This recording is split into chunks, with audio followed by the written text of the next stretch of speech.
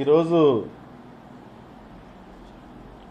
Telugu Desam party జరుపుతున్న mini Mahanadu కార్యక్రమాల్లో జగన్ గారిని ఉద్దేశించి యనమల రామకృష్ణుడు గారు వాడు వీడు అని సంబోధించి మాట్లాడడం అది పూర్తిగా ఆయన వయసు కానీ లేకపోతే ఆయన చేసిన పదవులకు కానీ అది హుందాతనం అనిపించుకోదు. వాడు వీడు అని మాట్లాడడం అన్నది ఎవరన్నా మాట్లాడచ్చు, ఆయన్ని మాట్లాడచ్చు, లేకపోతే ప్రజెంట్ ముఖ్యమంత్రి గారిని కూడా అలాగా కించపరిచి ఎవరన్నా మాట్లాడచ్చు. కానీ ఒక రాష్ట్రానికి మాజీ ముఖ్యమంత్రి గారిని పట్టుకుని వాడు వీడు అని సంబోధించడం, ఏదో జగన్మోహన్ రెడ్డి గారి ఇంటికి 3,700 కోట్లు మద్యం తాలూకు డబ్బు వెళ్ళిపోయినట్టు, అదేదో ఈయన దగ్గరుండి చూసినట్టు, ఈయన లెక్కపెట్టి ఈయన పంపించినట్టు మాట్లాడడం చూస్తుంటే ఈ రాష్ట్రంలో గత 15-20 రోజుల నుంచి వారి సొంత మీడియా కానీ లేదంటే నిన్న ముఖ్యమంత్రి గారు దెబ్బలాడినట్టుకున్నారు మంత్రుల్ని ఏదో ప్లాన్తో, వాళ్ళ మంత్రులు కానీ మాట్లాడడం చూస్తుంటే చాలా హాస్యాస్పదంగా ఉంది.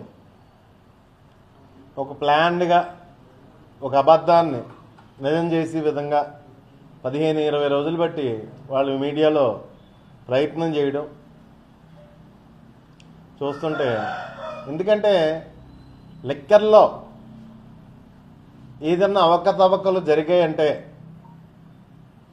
గత 2014 నుంచి 2019 వరకు జరిగిన అవకతవకలు లేదు, మొన్న 2024 ఈ సంవత్సరంలో జరిగిన అవకతవకలు ఉంటాయి తప్పించి క్లియర్గా రికార్డెడ్గా మెన్షన్ చేయమంటే చేస్తాం. జగన్మోహన్ రెడ్డి గారి ఆధ్వర్యంలో లిక్కర్ని ఆయన ఎంకరేజ్ చేయలేదు, ఆయన మేనిఫెస్టోలోనే ఉంది. లిక్కర్ని ఎట్టి పరిస్థితుల్లోనూ నేను ఎంకరేజ్ చెయ్యను, ఈ రాష్ట్ర ప్రజల ఆరోగ్యం నాకు ముఖ్యం అని చెప్పేసి ఆయన లిక్కర్ని పూర్తిగా నిరుత్సాహపరుస్తాను, పట్టుకుంటే షాక్ కొట్టే విధంగా చేస్తాను అని చెప్పేసి ఆయన ఇంప్లిమెంట్ కూడా చేశారు. జగన్మోహన్ రెడ్డి గారు ఏ విధంగా ఇంప్లిమెంట్ చేశారంటే లిక్కర్ పట్టుకుంటే షాక్ కొట్టే విధంగా రేట్లు పెంచి ప్రజల్ని లిక్కర్ తాగకుండా నిరుత్సాహపరిచి లిక్కర్ క్వాంటిటీ తగ్గించి కన్జ్యూమ్ చేసే క్వాంటిటీ కూడా తగ్గించి తద్వారా యాక్చువల్గా నష్టం వస్తుంది. ఈయన షాక్ కొట్టేలాగా రేట్లు పెంచుతా అన్నారు, పెంచారు. తద్వారా వేలాది కోట్లు రాష్ట్రానికి ఆదాయం కూడా పెంచడం కూడా జరిగింది. జగన్మోహన్ రెడ్డి గారు గతం కన్నా ఆదాయం ఎక్కువ వచ్చింది, కన్జ్యూమ్ చేయడం తగ్గింది. అంటే ఇది జగన్మోహన్ రెడ్డి గారు స్కామ్ చేసినట్ట. మొన్నటికి మొన్న ఎలక్ట్రిసిటీ కొండంలో ₹2 చిల్లరకి జగన్మోహన్ రెడ్డి గారు కొంటే అదేదో స్కామ్ చేసినట్టు మాట్లాడారు. మరి నిన్న వచ్చేసరికి ₹4.80 చంద్రబాబు నాయుడు కొంటే ఈ రాష్ట్ర ప్రజలు నెత్తిన 15 ఏళ్ల పాటు భారం వేస్తే అదేదో గొప్ప పని చేసినట్టు ట్యాక్ట్ఫుల్గా ప్రచారం చేస్తున్నారు. మరి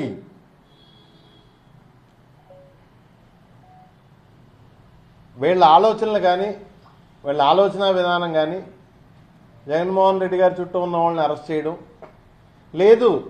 ఈరోజు రాష్ట్రంలో సుమారు 12,000 నుంచి 13,000 కేసులు వైఎస్ఆర్ కాంగ్రెస్ పార్టీ నాయకుల మీద కార్యకర్తల మీద పెట్టి వేధించడం.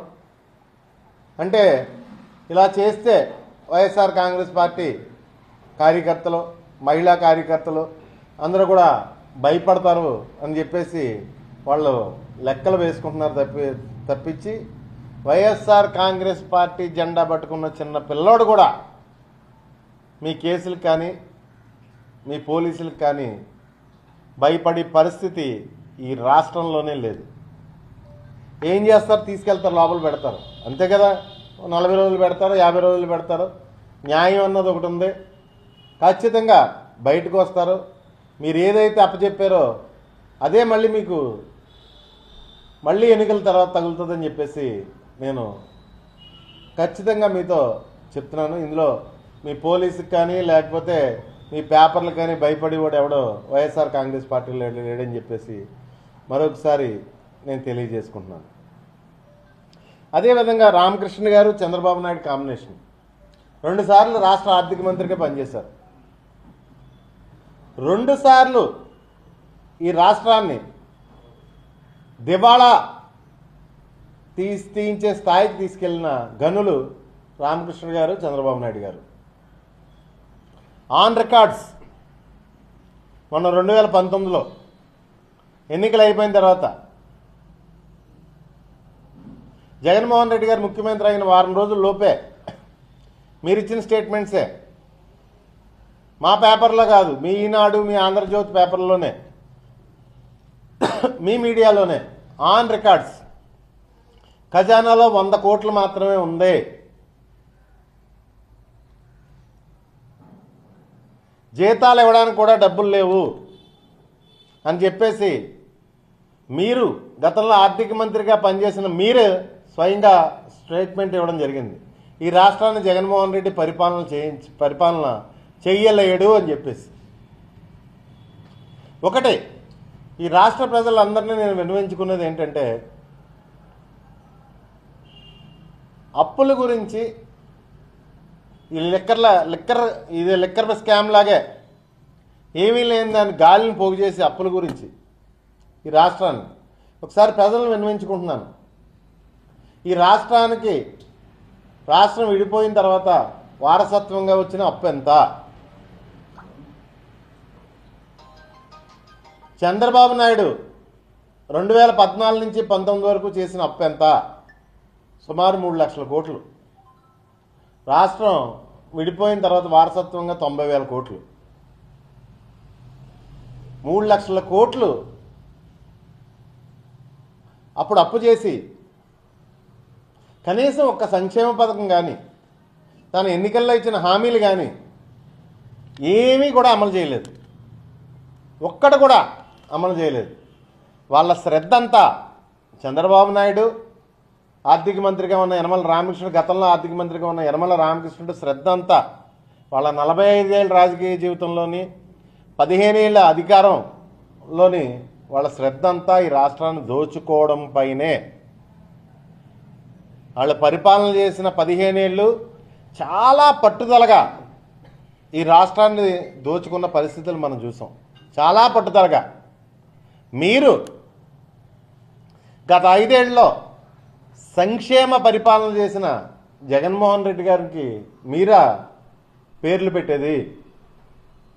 జగన్మోహన్ రెడ్డి గారు తెచ్చిన అప్పుకి లెక్క ఉంది, రాష్ట్ర ఆదాయానికి ఒక లెక్క ఉంది. క్లియర్గా 60,000 కోట్లు ఇళ్ల స్థలాలకి, ఇళ్ళకైతేనే, వైద్యానికి, ఉచిత విద్యకి, అమ్మఒడికైతేనే, ప్రతి దానికి, లేదంటే ప్రతి పేదవాడికి ఇంటికి వైద్యాన్ని తీసుకెళ్ళడానికైతేనే ఆయన ప్రతి గ్రామంలోనే కట్టిన ఆర్బీకేలు, సచివాలయాలు, హెల్త్ సెంటర్లు సాక్షిగా ప్రతి రూపాయికి జగన్మోహన్ రెడ్డి గారు తెచ్చిన అప్పుకి లెక్క ఉంది. ఆ రోజు రైతు భరోసా అయితేనే, అమ్మఒడి అయితేనే, లేదు 45 ఏళ్ళు నిన్న ప్రతి అక్క చెల్లెమ్మలకి ఆర్థిక చేయూత అయితేనే, ప్రతిదానికి లెక్క ఉంది. జగన్మోహన్ రెడ్డి గారు చేసిన అప్పుకు కూడా లెక్క ఉంది. ఆయన హయాంలో 3 లక్షల కోట్లు అప్పు చేస్తే 2,75,000 కోట్లు డీబీటీ, నాన్ డీబీటీ ద్వారా రాష్ట్ర ప్రజలకు అకౌంట్లోకి, ప్రతి అకౌంట్లోకి వెళ్ళిన పరిస్థితి మనం చూసాం. ఎన్నికల ముందు ఒక ప్లాన్డ్గా, ఒక పద్ధతిగా 14 లక్షల కోట్ల అప్పు అని ఒకసారి 10 లక్షల కోట్ల అప్పని ఒకసారి, 11 లక్షల కోట్ల అప్పని ఒకసారి, ఒక పక్క బీజేపీ నాయకులు, ఒక పక్క జనసేన నాయకులు, రాష్ట్ర ప్రజలు బుర్రలు పాడు చేసిన పరిస్థితి చూసాం డమ్మీ ప్రచారంతో. ఇప్పుడు మళ్ళీ అలాంటి డమ్మీ ప్రచారాలే పట్టుకున్నారు. లెక్కర్ స్కామ్ అని చెప్పేసి 3,700 కోట్లు జగన్ గారు ఇంటికి వెళ్ళింది, మేమే లెక్కడి పంపించామని యనమల రామకృష్ణ గారు జగన్ గారిని ఏకవచనంతో మాట్లాడడం, ఒక మాజీ ముఖ్యమంత్రి గారిని పట్టుకుని ఏకవచనంతో మాట్లాడడం. మీ వయసు ఏంటి, మీ సంస్కారం ఏంటి, ఇదంతా నాకేం అర్థం కావట్లేదు. ఈ రాష్ట్రంలో జరిగే పరిపాలన ఏంటి?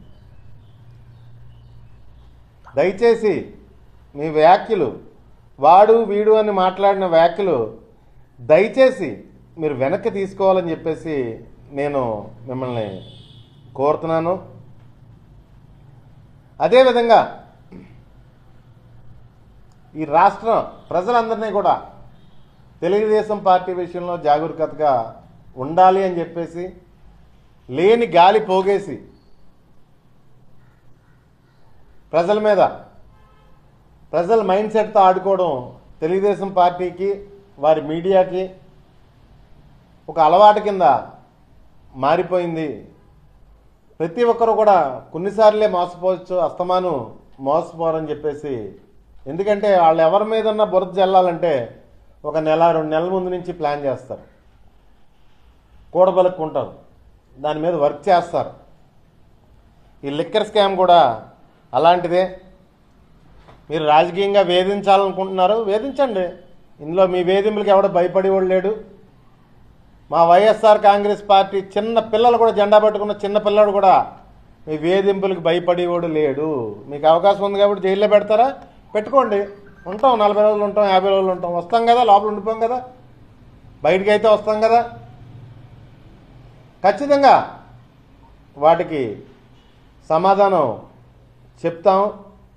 మరొక్కసారి ఈ రాష్ట్ర మాజీ ఆర్థిక మంత్రి మాటలు కానీ, లేకపోతే ఈ రాష్ట్ర అప్పుల విషయంలో కూడా ప్రజలు దయచేసి నిజాలు తెలుసుకోవాలని చెప్పేసి ఈ రాష్ట్ర ప్రజానీకాన్ని విన్నవించుకుంటున్నాను.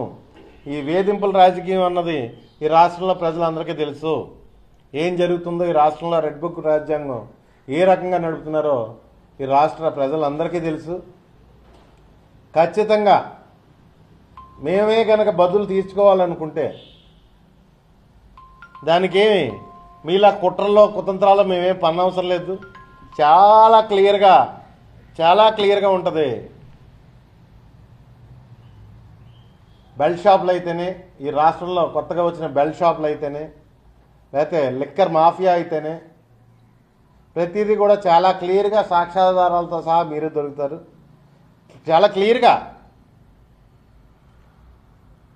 ఏదో పేపర్ మీద టైప్ చేసి రాసి ఇచ్చినట్టు క్లియర్గా దొరుకుంటారు. ఎందుకంటే గతంలో మీరు చేసిన స్కిల్ స్కామ్లు అవన్నీ కూడా చాలా క్లియర్గా దొరికేసి ఉన్నారు. మీరు నిరపరాధి అని చెప్పేసి మీకు బెయిల్ ఇవ్వలేదు. మీ ఆరోగ్యం బాగాలేదు, లేదంటే మీ ఒంటి మీద దద్దుర్లు వస్తున్నాయి, మీ మలద్వారం దగ్గర పుండేసింది, ఈ విధమైన మీకు హార్ట్ అటాక్, గుండె జబ్బులు ఉన్నాయని చెప్పేసి ఈ విధమైన మెరిట్స్ మీద మీరు బెయిల్ తెచ్చుకున్నారు తప్పించి మీరు నిరపరాధని కానీ, లేదంటే మీరు తప్పు చేయలేదని కానీ ఏ కోర్టు బెయిల్ ఇవ్వలేదు. ఇక వేధింపులు అంటారా, రాజశేఖర రెడ్డి గారు చనిపోయిన కాడి నుంచి మాకు వేధింపులు అలవాటే వైఎస్ఆర్ కాంగ్రెస్ పార్టీ వారు. మేమే పట్టించుకోవట్లేదు మీ వేధింపులు.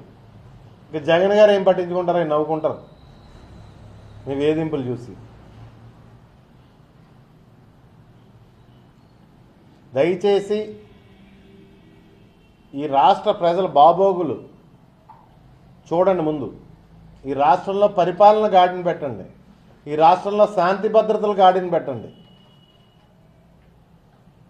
ఈ రాష్ట్రంలో జరిగి విధ్వంసాలను గాడిన పెట్టండి. మీరు పరిపాలన వదిలేశారు. ఏ గుడిలో ఉత్సవం జరిగితే ఆ గుడి దగ్గర శవాలు, 4-5 శవాలు లేకపోతే 5-6 శవాలు తేలడం పరిపాటి అయిపోయింది ఈ రాష్ట్రంలో అని చెప్పేసి నేను తెలియజేసుకుంటున్నాను. దయచేసి మాజీ ముఖ్యమంత్రి గారిని ఏకవచన సంబోధన లేకపోతే ఆయన దూషించడం అది చేయకుండా మీరు పరిపాలన మీద దృష్టి పెట్టాలని చెప్పేసి కోరుకుంటున్నాను.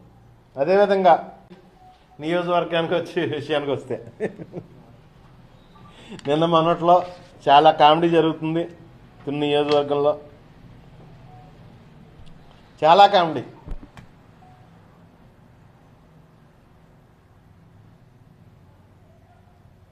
ఏ విధంగా అంటే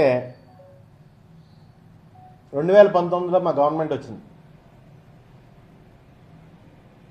మా గవర్నమెంట్ వచ్చి జగన్మోహన్ రెడ్డి గారు ముఖ్యమంత్రి అయ్యారు.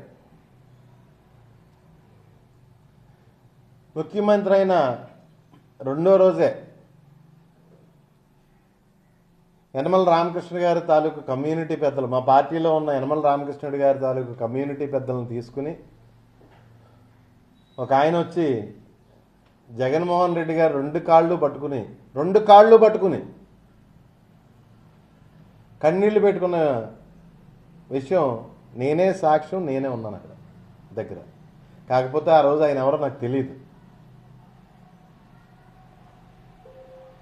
నేను తప్పు చేశాను, నన్ను క్షమించండి, నన్ను వదిలేయండి అని చెప్పి జగన్మోహన్ రెడ్డి గారు కాళ్ళు పట్టుకున్న పరిస్థితి నేను చూశాను.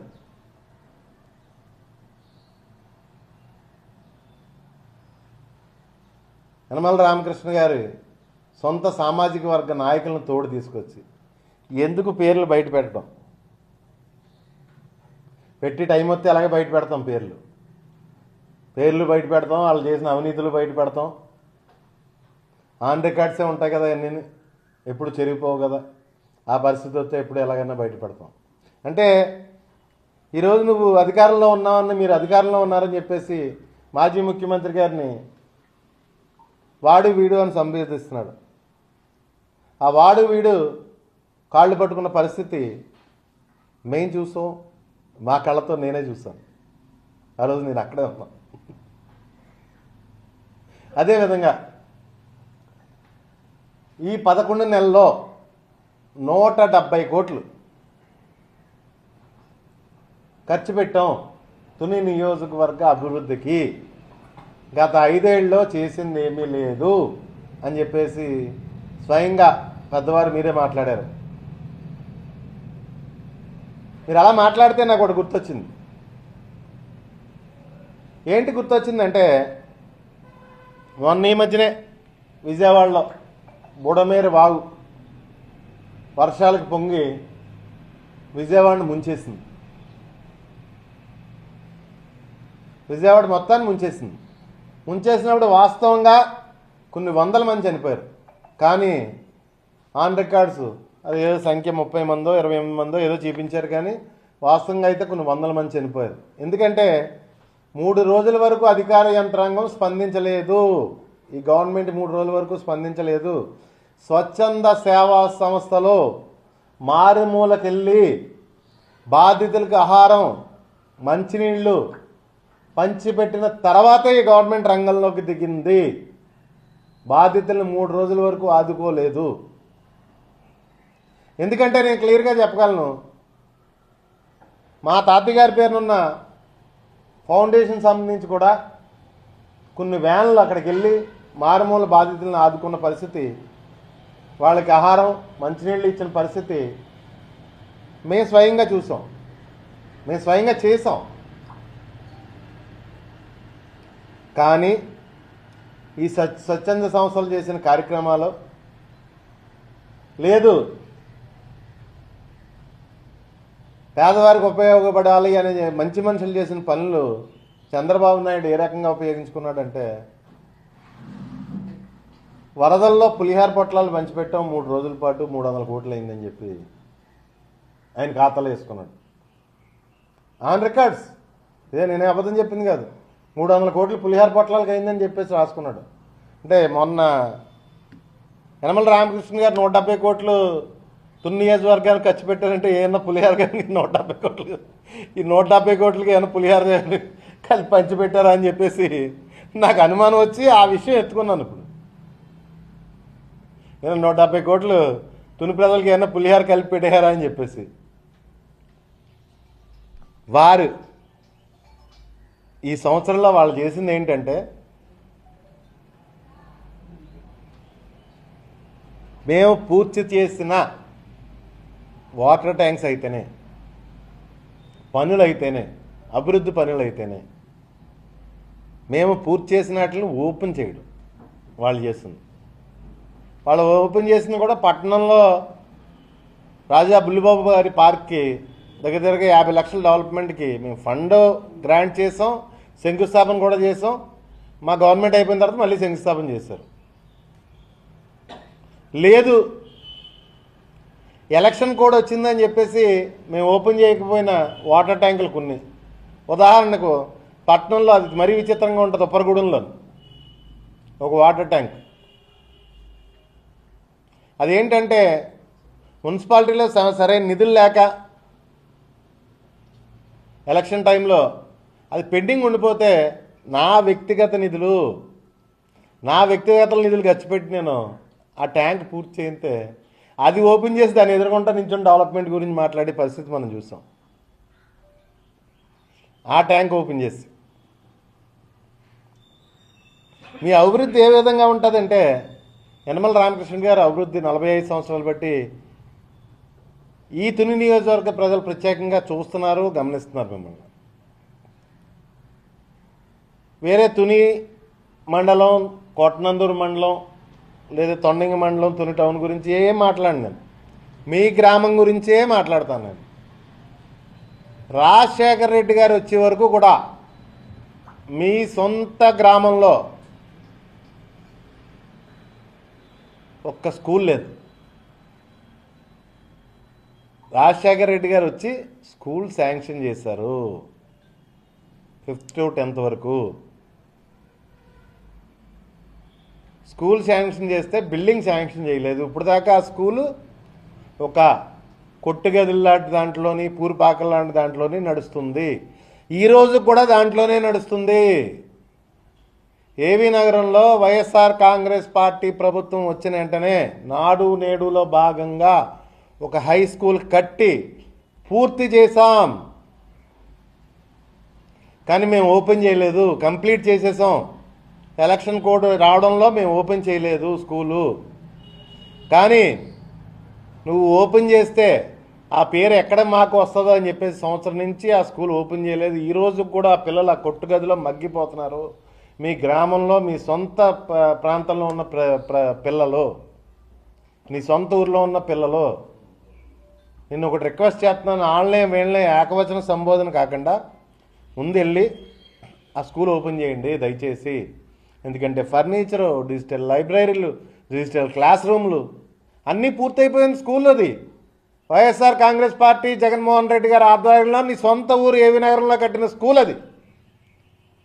పిల్లలు మగ్గిపోతున్నారు. పూరిపాకల్లోని, కళ్యాణ మండపంలోని చదువుకుంటా. నువ్వు ఈ నియోజకవర్గ డెవలప్మెంట్ గురించి సొల్లు కబుర్లు చెప్తుంటే ఈ నియోజకవర్గ ప్రజలు ఆలకించాలి. ఎందుకంటే నీతో పాటు రాజకీయం మొదలెట్టిన వాళ్ళు చాలామంది రాలిపోయి ఉంటారు, లేదా వయసు పైబడిపోయి ఉంటుంది. ఇప్పుడు అంతా యువకులు. ఈ యువకులకి ఏం తెలియదు కదా, నేను ఏ సోజు చెప్పినా, ఏ సోలు చెప్పినా నమ్మేస్తారు కదా అని చెప్పేసి నువ్వు ఏదో ఒకటి చెప్పేస్తా ఉండొచ్చు. తుని ప్రజలు అంత అమాయకంగా ఏం లేరు, అంతా గమనిస్తున్నారు. కంగారు పడకండి, అంతా గమనిస్తున్నారు తుని ప్రజలంతా. తునిలో ఏం జరుగుతుందో, తుని నియోజకవర్గంలో ఏం జరుగుతుందో అంతా గమనిస్తున్నారు.